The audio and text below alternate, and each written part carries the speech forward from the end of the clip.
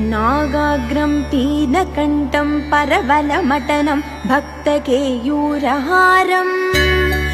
रौद्रं दंष्ट्र अकरालं ममितगुणगणं कोटिसूर्याग्निनेत्रम् गाम्भीर्यं पिङ्गलाक्षं भ्रुकुटितरिमुखं षोडशाशार्तबाहुं वन्दे भीमाट्टहासं त्रिभुवनविजय पातु मां नारसिंह एके नृसिंहाष्टके नरवरसदृशं देवभीत्वं गृहीत्वा देवन्द्यो विप्रदन्तं प्रतिवचनपयायां जनः प्रत्यनैषिः